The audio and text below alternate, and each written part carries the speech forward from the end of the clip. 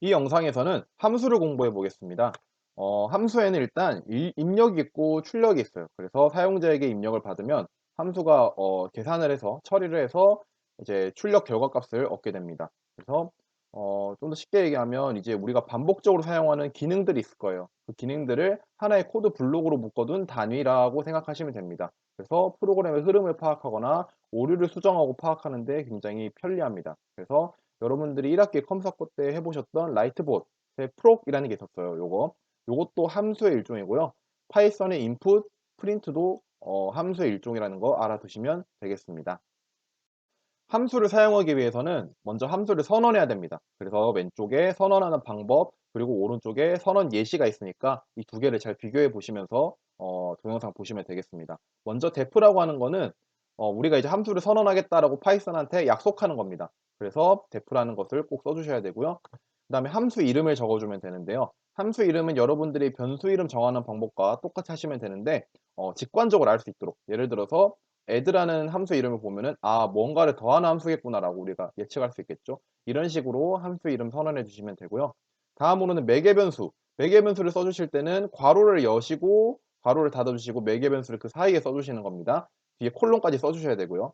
그래서 매개 변수는 우리가 입력으로 전달해 줄 값이에요. 입력으로 전달해 줄 거고, 매개 변수가 없을 때도 괄호는 꼭 입력해 주셔야 됩니다. add 같은 경우에는 a와 b 두 수를 매개 변수로 지금 입력을 했고요. 예를 들어서 뭐 터틀.펜업 펜다운 할 때도 이 괄호 빼먹으시는 분들이 많았어요. 그래서 매개변수 없을 때도 괄호는 꼭 써주셔야 한다는 거 주의해 주시고요. 그 다음으로 return입니다. return이라는 거는 이제 함수의 결과값을 돌려준다고 되어 있는데, 이 return의 개념은 뒤에 좀 더 자세히 설명을 드릴게요. 그 다음에 결과값, 우리가 결과로 전달해 줄 값인데, 여기에 지금 제가 오타를 내놔서 정정을 하겠습니다. 함수 바깥으로 결과값을 전달해 주는 거예요. 그래서 그 결과값은 언제나 없거나 한개여야 됩니다.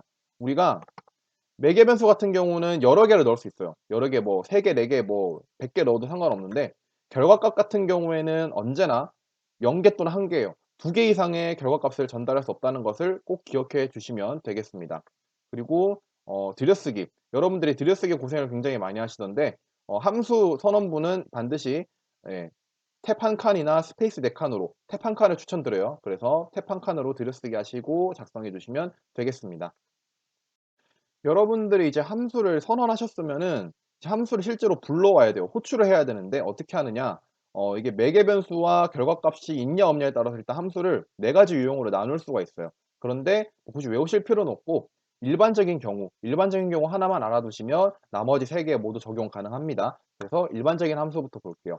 우리가 아까 add라는 함수를 선언을 했죠. 그리고 이 바깥에서 함수를 선언할 뿐만 아니라 호출을 이렇게 해 줘야 됩니다. add라는 함수를 호출해 줘야 되는데 어떻게 하느냐? 일단 매개 변수가 있고 결과값도 있는 일반적인 경우에는 이제 우리가 결과값이 있으면 그 전달받을 변수를 좌변에 써 줍니다. 이렇게 a라는 변수에 지금 받아 주려고 하는 거고요. 헷갈릴까 봐 c라고 할게요. c라고 하고, 네. 이렇게 써 주신 다음에 함수 이름을 써 주고 입력 변수 써 주는 거는 자세히 보시면은 똑같아요. 함수 선언하는 거랑 똑같습니다. 그래서 여기에 a랑 b를 넣어 주는 게 아니라 여러분들 실제로 더하고 싶은 값을 매개 변수로, 입력 변수로 전달해 주시면 되겠죠. 콜론 없는 거, 그거 주의해 주시고, 그리고 이 사용법은 요거 하나만 잘 외워 두시면, 뒤에 있는 뭐 매개 변수가 없을 때는 이제 매개 변수만 써 주지 않는 거고요, 여기에. 그리고 결과값이 없는 함수는 이제 결과값을 받은 변수만 써 주지 않으면 되는 거예요. 그래서 이런 식으로 함수를 선언하고 호출하는 것까지 잘 기억을 해 두시면 되겠습니다. 뭐 매개 변수와 결과값 모두 없는 함수도 있는데요. 이런 경우는 거의 없습니다. 그래서 우리가 이 일반적인 경우 하나만 잘 알아두시면 된다고 말씀드릴게요. 여러분들이 조금 어려워하시는 개념인데요. 일단 이 두 가지 코드의 실행 결과를 한번 동영상 잠시 멈춰 놓으시고 예측을 한번 해 보시기 바랍니다. 결과는 첫 번째 왼쪽 거는 1이 나오고요. 두 번째 거는 정의되어 있지 않다라고 해서 에러가 뜹니다. 왜 그러냐면 이 개념을 잘 이해하셔야 돼요. 함수 안에서 새로 만든 변수는 함수 안에서만 사용 가능하고요. 마찬가지로 함수 밖에서 있는 변수는 함수 밖에서만 사용이 가능해요. 그래서 이 변수의 효력 범위를 알려드리기 위해서 코드 해석을 한번 해보겠습니다. 그래서 A가 지금 여러 개가 있는데, 이제 A들 동명이인이에요. 동명이인. 그래서 이름은 같은데 다른 변수입니다. 그래서 이 A를 네모 A라고 하고, 함수 바깥에 있는 A를 네모 A라고 하고, 함수 안에 있는 A를 세모 A라고 하겠습니다. 왜냐하면은 변수는 예, 범위에 따라서 쓸 수 있는 효력이 다르니까요. 그래서 이 네모 A가 1이기 때문에 바티스트 A 하게 되면은 얘가 들어가서 바티스트 1과 똑같을 거예요. 그럼 얘를 매개 변수로 전달해 주는 거예요. 그래서 실행을 하는데 세모 A에 지금 1이 똑같이 들어간 겁니다. 그래서 이 A 값, 세모 A 값은 2가 될 거예요. 그런데 프린트 A 하게 되면은 얘는 이 세모 A를 출력하는 게 아니에요. 네모 A를 출력하는 거예요. 왜냐하면은 함수 바깥에 있는 A를 우리가 부르는 거기 때문에. 그래서 프린트 A 하게 되면은 1이 나오게 됩니다. 오른쪽 코드는 이제 세모 A로 표시를 해 볼게요. 그래서 바티스트 3이라고 하면은 네. 3이라고 불렀을 경우에 여기에다 매개변수 일단 3 넣어 주겠죠? 그럼 3 플러스 1 하면 4가 될 거예요. 그런데 프린트 A 하게 되면은 얘는 세모 A가 아니거든요. 세모 A가 아니고 얘도 네모 A인데 그 네모 A가 지금 앞에 정의가 되어 있나요? 여기에? 그래서 에러가 나는 거예요. 정의가 되어 있지 않기 때문에 이 name A, 이 A라는 변수가 정의되어 있지 않아요라고 해서 에러가 나는 겁니다. 그래서 이 개념 꼭 잘 알아두시고 그러면은 함수 안에서 쓴 결과값을 함수 바깥으로 전달하고 싶은데 어떻게 하나요?라고 할 때 우리가 return이라는 개념을 사용하는 겁니다. 그래서 이 return에 대해서 좀 더 자세히 알아보도록 할게요. 저는 return을 치환이라고 설명합니다. 치환. 그래서 설명을 드릴게요.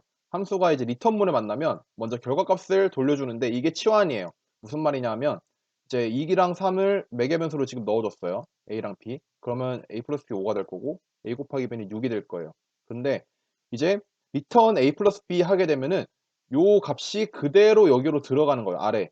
여기 우리 함수 불렀던 여기 우변에 그대로 5라고 지금 들어가게 되는 겁니다. 이게 치환이에요. 그래서 결과값을 돌려준다. 요 그 왼쪽 변수에 돌려준다라고 생각하시면 됩니다. 그리고 return문은 함수를 그 즉시 빠져나가게 돼요. 그래서 우리가 원래 요 함수의 의도는 5와 6을 동시에 return을 받고 싶은데 지금 return문이 여기에 실행하고 함수를 바로 빠져나갔기 때문에 아래에 있는 return문이 실행이 되지 않아요. 그래서 리절트 값은 6이 전달되지 않습니다. 그래서 return문 두 가지 특성을 잘 이해하시고요. 만약에 2개 이상의 결과값을 받고 싶을 경우에는 이제 튜플 형태로 주시면 돼요. 이렇게 보시면은 3,4니까 A 플러스 B 7이 될 거고 12가 될 거예요. 그래서 우리는 이 튜플 전체를 리턴한다 라고 생각하시면 됩니다. 그래서 얘가 7,12로 바뀌게 되겠죠. 그래서 리절트에는 튜플이 될 거예요. 이렇게. 우리가 근데 변수마다 또 받고 싶으면은 왼쪽에 똑같이 변수 개수 맞춰서 써주시면 됩니다. 그럼 여기가 7,12가 되는데 리절트 1의 처음 값인 7이 들어갈 거고 리절트 2의 두 번째 값인 12가 이렇게 들어가겠죠. 이렇게 활용하시면 되고요. 그다음에 함수에서 바로 빠져나간다는 점을 이용해서 함수를 좀 구조를 잘 짤 수가 있어요.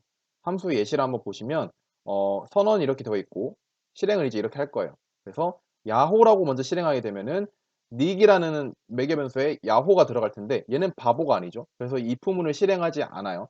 그리고 프린트 한번 하게 돼서 나의 별명은 야호입니다가 출력이 되죠. 근데 바보가 들어가게 되면은 이 if문에 걸리게 돼요. 그래서 리턴을 하라고 되어 있네요. 우리가 결과값 전달한 결과값은 따로 없어요. 어쨌든 리턴문은 함수를 바로 빠져나가기 때문에 아래에 있는 프린트문을 실행하지 않게 돼요. 그래서 나의 별명은 바보입니다가 출력되지 않는 겁니다. 이런 식으로 여러분들이 조건문과 리턴을 이용해서 함수를 좀 더 구조를 잘 짤 수 있다는 거 꼭 기억하시면 좋겠습니다. 함수 선언하는 방법과 함수를 사용하는 방법이 두 가지는 반드시 알아두셨으면 좋겠고요. 그 다음에 그냥 결과를 화면에 출력하는 프린트와 그 결과값을 함수 바깥으로 돌려주는 리턴의 차이를 잘 이해하셨으면 좋겠습니다. 이번 영상은 여기까지입니다.